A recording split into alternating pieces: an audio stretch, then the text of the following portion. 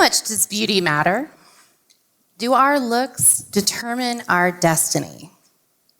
Social science research teaches us that a person's physical appearance has a meaningful impact on their life experiences and opportunities. Many people believe that this means they should spend a lot of time, money, and energy trying to look as good as possible. But I'm here today to tell you why beauty is usually a bad investment. I'm an author and a sociologist. My research examines the relationship between physical appearance and social inequality. I came to this topic because I used to believe that being attractive was very, very important. I thought that I couldn't be happy, successful, or lovable unless I fit a very narrow definition of beauty. One that, for me, required a lot of money spent on beauty products, a lot of time in the gym, and constant, unrelenting dieting, which for me became an eating disorder. I've since recovered, thankfully. And the most powerful lesson I learned in my path to wellness is this. If you seek happiness and life satisfaction, beauty is a bad investment. Now, it's true that highly attractive people enjoy a lot of perks.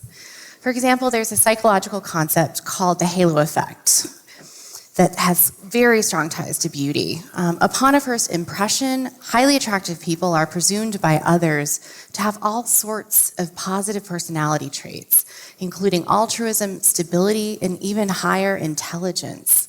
It's as though a halo were shining down from heaven to anoint the beautiful. This helps explain rampant appearance discrimination in our job markets, in our dating markets, and even in our criminal justice system. Highly attractive people are more likely to be employed, they earn higher wages, they're more likely to get a loan, they negotiate better terms for those loans, and they end up marrying highly attractive and higher status spouses. We also know that good-looking criminals face lower punishments for their crimes. But I'll let you Google hot convict on your own time for that story, but you really should Google it. Now, the research I've just described paints a picture in which beauty predicts the good life, but it isn't that simple. In fact, I caution anyone from investing too much in their own appearance. Why? Let's take a look at the data. First of all, most of the research on appearance is based on highly subjective ratings of beauty. Typically, a research team made up of 1 or 2 professors and a handful of graduate students looks at photographic images of people and rates them on a scale of 1 to 5, with 1 being extremely unattractive and 5 being extremely attractive. Why don't we try this ourselves? You ready? So I'll be the professor, you be my students. Works for me. And I'm about to show you an image of a person, and I want you to keep your thoughts to yourself. I don't want you to influence each other. But when I show you this image, I want you to ask yourself, how attractive is this person? A 3, a 4, 2, 5, 1? What's your number? Now, how confident do you feel that the person sitting next to you is thinking of the exact same number? The truth is, we all have our biases. And in fact, I'm the most biased person in the room right now because this is my husband.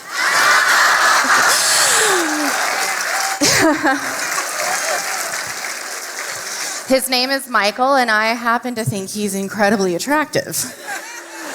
But my point here isn't to convince you of Michael's attractiveness. Rather, I want to illustrate that beauty really is in the eye of the beholder. This is not an exact science. Now, we're pretty good at agreeing with each other when we're rating a person who is either a 1 or a 5. So extremely unattractive or extremely attractive. But that's because these are the extremes. In these studies, over 95% of people end up being rated as a 2, a 3, or a 4. In other words, we're all pretty much just average. And I, for one, in this point in my life, find a lot of comfort in that. Now, it shouldn't surprise you that the research I described above, showing differences in, say, income, that the strongest findings show up when we compare the 1s to the 5s. But if we compare, say, a 3 to a 4, that's one level of separation, or even a 1 to a 4, which is 3 levels of separation, the findings are minuscule. In statistical terms, they're frequently insignificant. In other words, even if it were possible to dramatically change our looks, a person would have to change from being extremely unattractive to being extremely attractive in order to experience the kinds of benefits that I described a few seconds ago. And guess what? It isn't possible. It's not possible, even with modern day technology, including plastic surgery. In other words, spending a lot of money on beauty products, whether it's eyelash extensions or hair plugs, or spending a lot of time forcing yourself into that last diet that is, by the way, never going to be your last diet, ever. Much less exposing yourself to risky and painful medical procedures. These things are not a logical investment of your precious resources. They're just not.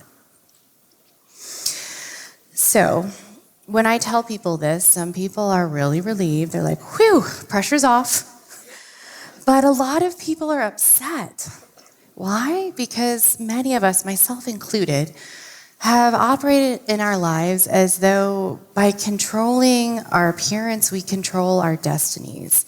By improving our appearance, we improve our destinies. And it doesn't feel fair, and it isn't fair that something we're born with and can't really change should impact our lives so much. But this only matters on an individual level if your definition of success is totally entangled in money and status. It turns out that beauty is not a strong predictor of happiness. Instead, decades of social science research teaches us that, assuming our basic needs are met, the strongest predictor of human happiness is the quality of our relationships. In other words, if you want to improve your happiness and feel more satisfied with your life, you should be investing in your relationships, not in your appearance. And let me be clear, being highly attractive might inspire more people to swipe right on your dating profile, but it does nothing to actually improve the quality of those relationships, and it's the quality that matters. So does all of this mean that appearance discrimination doesn't matter? No, that couldn't be further from the truth. My own research focuses on the injustice of appearance discrimination.